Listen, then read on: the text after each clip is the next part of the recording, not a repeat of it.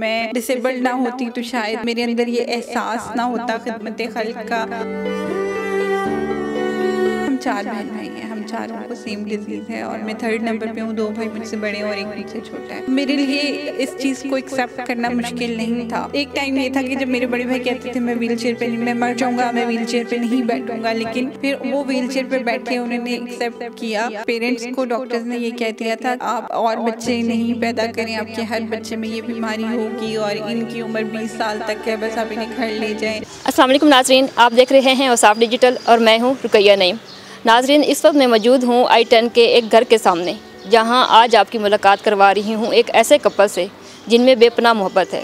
जी, Ayesha disable है और उनके हस्बैंड एक नॉर्मल शख्स हैं, लेकिन दोनों में बेपनाह मोहब्बत है और ऐसा कोई काम नहीं है जो वो मिलके ना करते हों। तो ये मोहब्बत की दास्तान कैसे शुरू हुई, एक डिसेबल और एक जो नॉर्मल शख्स है वो किस तरह से अपने शब व रोज़ गुजारते हैं और किस तरह से अपने ख्वाबों को पूरा कर रहे हैं, आज हम सब ये जानेंगे, तो हमारे साथ रहिएगा। अस्सलाम वालेकुम। वालेकुम सलाम। कैसी हैं आप? अल्हम्दुलिल्लाह मैं ठीक हूँ, आप कैसी हैं? जी मैं बिल्कुल ठीक, थैंक यू सो मच, आपने टाइम दिया। अच्छा आयशा, ये बताइएगा डिसेबिलिटी के साथ आपने अपने ख्वाबों को पूरा किया, ये सफ़र कब और कैसे शुरू किया? थोड़ी सी हमें अपनी इब्तदाई ज़िंदगी के बारे में बताएं। सबसे पहले तो आपका और साफ का बहुत शुक्रिया कि आप लोगों ने टाइम दिया और आप यहाँ आए मेरे घर। और डिसेबिलिटी का थोड़ा सा मैं बताती चलूँ। मेरी डिसेबिलिटी मस्कुलर डिस्ट्रॉफी है और ये बाय बर्थ नहीं थी। मैं जब पैदा हुई पैदाइशी तौर पे मैं बिल्कुल एक नॉर्मल चाइल्ड थी, आप बच्चों की तरह, जैसे आपके बच्चे भागते दौड़ते खेलते हैं वैसे ही मेरी ज़िंदगी का आगाज़ हुआ एक नॉर्मल चाइल्ड की तरह। लेकिन आहिस्ता आहिस्ता जब मैं 14 इयर्स की हुई तो मेरे लिए चीज़ें मुश्किल होना शुरू हो गई और ये एक डिसेबिलिटी जिसको मस्कुलर डिस्ट्रॉफी कहते हैं और अगर आसान उर्दू लुगत में कहा जाए तो पट्ठों की कमज़ोरी जो है वो स्टार्ट हो गई। फिर स्टार्टिंग में मेरे लिए चलना और चलते चलते गिर जाना और फिर नीचे से जब ज़मीन पे गिर गए तो वहाँ से उठना मुश्किल होता चला गया। और जब मैं थोड़ी और बड़ी होती गई, क्योंकि एज के साथ साथ मेरी बीमारी जो है वो बढ़ रही थी, इवन कि मैट्रिक तक मेरी बीमारी इतनी स्वेयर हो चुकी थी कि मैं अपना बैग उठा के नहीं चल सकती थी, सीढ़ियाँ चढ़ना मेरे लिए मुश्किल था, मुझे सपोर्ट चाहिए थी मूव करने के लिए। और मुझे व्हील चेयर पे आए हुए फुली तौर पर 5 से 6 साल हो गए हैं। और सक्सेसफुल ज़िंदगी वो मैं अपनी डिसेबिलिटी को गॉड गिफ्ट कहती हूँ कि ये मुझे दूसरों से डिफरेंट करती है। उसके साथ साथ मेरी अचीवमेंट्स शायद मेरी डिसेबिलिटी की वजह से हैं। अगर मैं डिसेबल्ड ना होती तो शायद मेरे अंदर ये एहसास ना होता खिदमत खल्क का या इंसानियत को सर्व करने का। तो मेरी डिसेबिलिटी की वजह से ही अल्हम्दुलिल्लाह मुझे आज तक जो भी मिला है वो इसकी वजह से मिला है। अच्छा, मैं यहाँ पे बताऊँ, हम 4 बहन भाई हैं, हम चारों को सेम डिज़ीज़ है और मैं 3rd नंबर पे हूँ। 2 भाई मुझसे बड़े हैं और एक मुझसे छोटा है। तो क्योंकि जेनेटिक इशू है बड़े भाइयों में था तो मैंने उनको देखा कि उन्होंने कैसे अपनी डिसेबिलिटी को एक्सेप्ट किया है और वो कैसे उसके साथ अपनी एक नॉर्मल लाइफ जो है वो गुजार रहे हैं।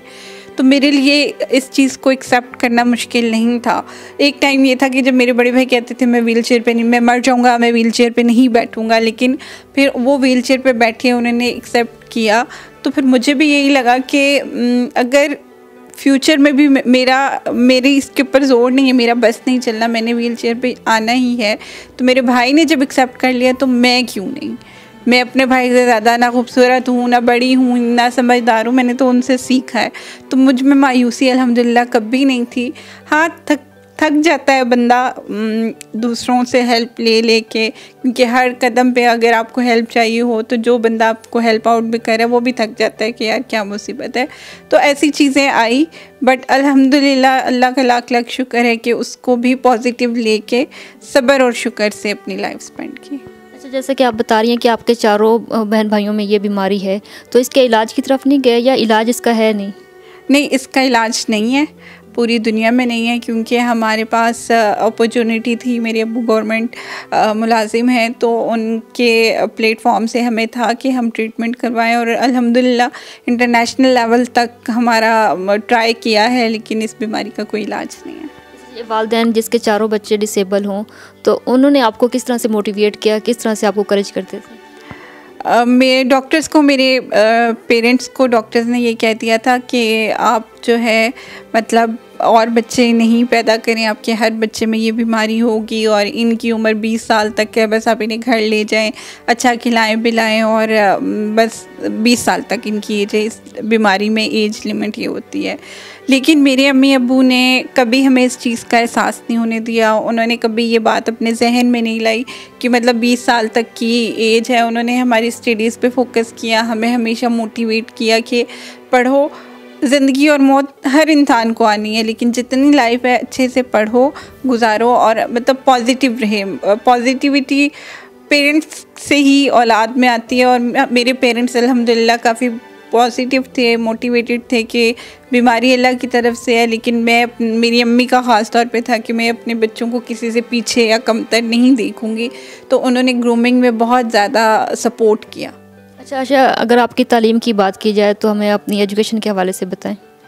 जी, मैंने ग्रेजुएशन किया हुआ है साइकोलॉजी में और लाइब्रेरी साइंसेस में। उसके अलावा फिर मैंने मास्टर्स किया है स्पेशल एजुकेशन में और मैं हमेशा नॉर्मल इंस्टीट्यूट्स में ही पढ़ी हूँ। तो क्या मुश्किलात कभी पेश आई? डेफिनेटली मुश्किलात तो आप कह लें कि अगर एक नॉर्मल लड़की फील्ड में निकलती है या स्टडीज़ के लिए निकलती है तो उनको भी चैलेंजेस का सामना करना पड़ता है, लेकिन बीइंग अ डिसेबल पर्सन मुझे भी बहुत सारे चैलेंजेस का सामना करना पड़ा। लाइक जो मेरे कॉलेज फेलोज़ थे उनको मुझे एक्सेप्ट करना, क्योंकि 3-4 हज़ार के स्टूडेंट में एक बंदा डिसेबल हो तो चीज़ें उसके मुताबिक नहीं होती, तो मैं और उनके लिए मैं एक अजूबा और एक अजीबो गरीब चीज़ थी कि यार ये इतनी मुश्किल से स्टिक हाथ में लिए हुए बैग भी अपना कैरी नहीं कर सकती, तो ये क्या करेगी, पढ़ के सिलाई सीख लो, मतलब इस तरह की मुझे टॉन्ट करना। फिर मेरे हाथ में जो स्टिक होती थी वो एक स्पेसिफ़िक थी, उसके 4 पाँव थे और मतलब मैं उस पर अपना वज़न डाल सकूँ ना। फिर पूछना ये लैब की कोई चीज़ उठा के ले आई हो, ये क्या है, ना पढ़ो, तुम तो अपने माँ बाप के पैसों का ज़िया कर रही हो, ख़ुद को भी अजियत दे रही हो, तो तुम घर बैठो, तुमने कौन सा पढ़ के तीर मार लेने। और मैं यहाँ पे ये भी क्लियर करती चलूँ, जहाँ पे मुझे डिमोटिवेट किया जा रहा था वहाँ पे अल्हम्दुलिल्लाह मुझे कुछ ऐसी फेलोज़ और मेरे टीचर्स बहुत अच्छे मिले कि उन्होंने मुझे मोटिवेट किया, मेरी डिसेबिलिटी को डिसेबिलिटी नहीं मुझे फ़ील होने दिया, मुझे हेल्प आउट की क्लासेस में लेके जाने के लिए। मेरी क्लासेस एक कॉरिडोर में कर दी कि मैं बार बार एक जगह से दूसरी जगह ना जा सकूं। तो नेगेटिव एटीट्यूड्स फेस करने पड़ते हैं, होते हैं, लेकिन अगर आप उन नेगेटिव बिहेवियर्स को भी पॉजिटिविटी के साथ लो तो आई थिंक ज़िंदगी इतनी मुश्किल नहीं लगती। अच्छा, आपने एक ऑर्गेनाइजेशन भी बनाई हुई है डिसेबल पर्सनस के लिए, आप काम भी कर रही हैं, ये सफ़र आपने कब शुरू किया? दिया जो है बेसिकली 7-8 साल पहले हमने स्टार्ट की थी, लेकिन वो मैंने सोशल मीडिया के थ्रू स्टार्ट की थी, लोगों को मोटिवेट करना। तो मेरे साथ भी यही हुआ कि जब लोगों को पता चला कि ये कुछ दे रही है, इससे हमें कुछ मिलना है, तो बहुत सारे मेरे पास केसेस आए जिसमें कुछ यतीम बच्चियों की शादियों का भी आया कि 5-5, 6-6 साल से उनकी एंगेजमेंट हुई हुई है या निकाह हुआ हुआ है, लेकिन माएँ जो हैं वो रुखसती नहीं कर पा रही हैं सिर्फ इसलिए कि उनके पास पैसे नहीं हैं। वो कहाँ से जहेज़ दें या लड़के वालों को जो भी खाना पीना जो भी रिफ़्रेशमेंट है वो कहाँ से दें। तो अल्हम्दुलिल्लाह 9 से 10 लड़कियों की मैंने वो शादियाँ भी करवाई जिसमें प्रॉपर उनको जहेज़ दिया गया, एक उनकी अच्छी खासी मतलब जिसको कहते हैं ना शादी हुई। इसमें जो देने वाले थे उनको भी नहीं पता था मैं कौन हूँ, जो जिनको आगे मैं डिलीवर करी थी उनको भी नहीं पता था मैं कौन हूँ, वो कौन है, और उनको मतलब मैं तो वेरीफाई कर लेती थी लेकिन उनको मेरा नहीं पता था और देने वालों को भी मेरा नहीं पता था कि हम किसको दे रहे हैं या कहाँ जा रहा है।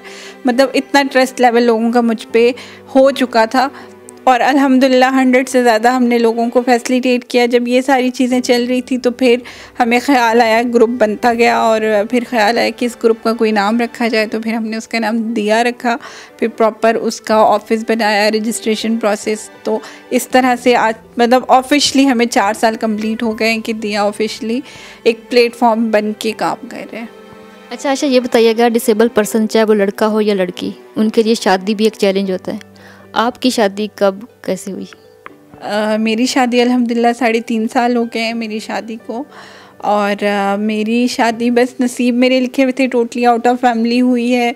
मुझे ख़ुद समझ नहीं आई कैसे मेरी शादी हो गई, कभी सोचा नहीं था कि मैं शादी भी करूँगी। बस मैंने अपनी ज़िंदगी का मकसद खिदमत खल्क़ बना लिया था, लेकिन मेरे नसीब में इस बंधन में बंधना लिखा था तो मेरे इवेंट्स में मतलब मेरे फादर के जानने वाले थे, सलाम दुआ थी, मेरे इवेंट में आए, वहाँ पे उन्होंने मुझे देखा और फिर मेरे अब्बू जी से ही उन्होंने मेरा हाथ मांगा और इस तरह से बस मेरी शादी हुई। और मैं यहाँ पे ये मैसेज भी दूँगी कि अगर आपका कोई बच्चा या बच्ची डिसेबल है, यहाँ पे रिश्तों का नॉर्मल लड़कियों और लड़कों के रिश्तों के लिए माँ बाप परेशान हैं, तो मैं उनको यही कहूँगी कि अगर आपके इर्द गिर्द कोई वुमेन विद डिसेबिलिटी या मैन विद डिसेबिलिटी है तो आप उसको हंस के कबूल करें, उनसे भी बच्चों की शादियाँ करवाएं, क्योंकि हमें भी उतना ही जीने का हक है जितना आपको है। अगर आप चल फिर सकते हैं तो इसमें आपका कोई कमाल नहीं है, और अगर हम चल फिर नहीं सकते तो इसमें हमारा कोई कसूर नहीं है। अल्लाह ने आपको दे के आज़माया और हमसे ले के आज़माया, तो आपसे भी सवाल होगा कि आपने अगर ऐसा बंदा या बंदी आपके सामने था तो आपने उसका कितना ख्याल रखा, आपने उसको कितना अपनाया। तो मेरा नहीं ख्याल कि अगर कोई फ़िज़िकल चैलेंज के साथ है और मेंटली वो स्ट्रॉन्ग है, फिट है, तो आप उसको अपना सकते हैं। तो अल्हम्दुलिल्लाह मैं इस लिहाज से भी ब्लेस्ड हूँ कि मेरे हस्बैंड मेरे साथ सपोर्टिव हैं, हर जगह मेरे साथ जाना आना, और घर के कामों में भी मेरी हेल्प कर देते हैं। हम दोनों मिलके मतलब हम दोनों, मेरा नहीं ख्याल कि हम नॉर्मल कपल से ना ज़्यादा डबल ट्रिपल जो है हम लोग खुश हैं और बड़े स्मूथली हम लाइफ स्पेंड करें। अगर आपकी घरेलू लाइफ की बात की जाए तो किस तरह से क्या क्या काम आप खुद कर लेती हैं? मैं कुकिंग करती हूँ, और क्योंकि मुझे कुकिंग किसी के हाथ की पसंद नहीं है। बाकी काम ये है कि अगर आप मेड वगैरह भी रखो तो डेफिनेटली जो हाउस होल्डर होती है वो फीमेल ही होती है, तो वो मैनेजमेंट सारी मैं कर लेती हूँ। मुझे पार्टीज़ का बहुत शौक़ है, मेरे घर में आए दिन कुछ ना कुछ गेट टुगेदर पार्टी वगैरह चल रही होती है, जिसमें कुकिंग मैं ख़ुद करती हूँ क्योंकि मुझे कुकिंग का बहुत शौक़ है। अच्छा, जैसे कि आप बता रही थी कि आप डिसेबल पर्सनस के लिए काम कर रही हैं, वर्किंग कर रही हैं, ओवरऑल अगर सिचुएशन की बात की जाए तो इस वक्त पाकिस्तान में जो डिसेबल पर्सन, उनको अभी तक वो कौन से मसाइल का सामना करना पड़ रहा है जिनकी तरफ अभी तक तवज्जो नहीं दी गई? सबसे बड़ा ही ट्रांसपोर्टेशन का बहुत ज़्यादा इशू आता है कि अगर हम क्रीम उबर भी यूज़ करें या कोई भी ऐप यूज़ करें, टैक्सी इवन करवाएं, टैक्सी वाला देख के हमें किराया डबल कर लेता है कि इसकी मजबूरी है, इसने तो जाना ही जाना है। अगर ये ऐप्स के ऊपर मैं बात करूं तो अगर हम वो बुक करते हैं तो वो कहते हैं जी ये हम गाड़ियां इंसानों के लिए, सामान के लिए नहीं है, ये व्हीलचेयर हमारी टांगें हैं, ये सामान नहीं है, हम इनके बग़ैर अधूरे हैं, तो वो लोग नहीं रखते। तो सबसे पहले तो ट्रांसपोर्टेशन है, उसके अलावा आ जाती है एसेसिबिलिटी, क्योंकि बहुत सारी जगहों पे हम एसेस नहीं कर सकते, और उसके साथ ही आ जाती है अटेंडेंट जो है वो नहीं मिलता। ख़ास तौर पे वुमेन विद डिसेबिलिटी को अटेंडेंट का बहुत इशू होता है, क्योंकि जब तक माँ बाप ज़िंदा हैं वो संभाल लेते हैं, लेकिन खुदा न खास्ता माँ बाप को कुछ हो जाए तो बहन भाई कब तक संभालते हैं, क्योंकि हर एक की अपनी रिस्पॉन्सिबिलिटी है। ये एक यूनिवर्सल ट्रुथ है कि जब शादियाँ हो जाती हैं तो हर कोई कहता है बहन भाई बदल गए हैं, और बहुत सारे ऐसे केसेस मैं ख़ुद देखती हूँ कि बहन भाइयों ने अगर अपनी किसी डिसेबल भाई को या बहन को रखा हुआ है तो अगर वो अर्न कर रहा है तो उसको खुशी से रखा हुआ है, अगर वो अर्न नहीं कर रहा है तो उसको जितने ताने और डीमोटिवेट किया जाता है या बोझ समझा जाता है। तो ये चीज़ है कि हमें अटेंडेंट जो है ना वो हुकूमत को चाहिए कि हमें प्रोवाइड करें। एटलीस्ट दिन का कुछ हिस्सा ही, कुछ घंटे अगर एक अटेंडेंट आके एक डिसेबल पर्सन को दे देगा तो उसकी लाइफ बहुत आसान हो जाएगी। जी नाजरीन, मेरे साथ इस वक्त मौजूद हैं आयशा के हस्बैंड नोमान। तो उनसे पूछते हैं कि ये मोहब्बत की जो दास्तान थी ये कब और कैसे शुरू हुई थी, और वो किस तरह से मतलब आयशा के साथ एक हैप्पी लाइफ गुजार रहे हैं। सर ये बताइएगा कि आज के दौर में एक नॉर्मल लड़की से भी शादी करने के लिए बंदे 100 तरह के वो जवाब पेश करते हैं, सोचते हैं। आपने एक डिसेबल के साथ शादी करने का फ़ैसला किया, कैसे किया था? अस्सलाम वालेकुम। सबसे पहले बहुत शुक्रिया, आपने मौका दिया लब कुशाई का। और ये एक इंसान के बस में नहीं होता कि वो अपनी मर्ज़ी से शादी कर ले या किसी से रिश्ता जोड़ ले, ये अल्लाह के फ़ैसले हैं और अल्लाह ने फ़ैसला किया और ये काम हो गया। और बेसिकली ये पेरेंट्स की ज़िम्मेदारी, और दो फैमिलीज़ जब आपस में मिली हैं और हमारी ख्वाहिश का एहतराम करते हुए उन्होंने इस रिश्ते को कबूल किया तो अल्लाह की मदद हो गई। और ये हमारा इसके काम की निस्बत से है कि माशाल्लाह बहुत खिदमत का काम कर रही थी। कुछ अरसे से मैं इनसे मुंसलिक हुआ और मुझे अच्छा लगा कि इस कॉज में मैं इनका जीवन साथी बन सकूं। तो किस तरह से सपोर्ट करते हैं आप इन्हें? बेसिकली तो खावंद की ज़िम्मेदारी है मेरी, और खावंद चाहता है कि वो अपनी इज़्ज़त की हिफाजत करे, उसको फैसिलिटेट करे, उसकी ज़िंदगी में आने वाली मुश्किलात को हल करे। और एक ज़िम्मेदार ख़ावंद की जो भी ज़िम्मेदारी है वो मैं अदा कर रहा हूँ इंशाल्लाह। तो सर एक मतलब आयशा के साथ मतलब एक डिसेबिलिटी के साथ कबूल करना डेफिनेटली एक मुश्किल था, लेकिन आपने वो किया। उसके बाद आप जिस तरह से अभी हम देख रहे थे कि आप उनकी कदम कदम पे रहनुमाई कर रहे होते हैं, उन्हें सपोर्ट कर रहे होते हैं, तो क्या मुश्किल पेश आती है कभी?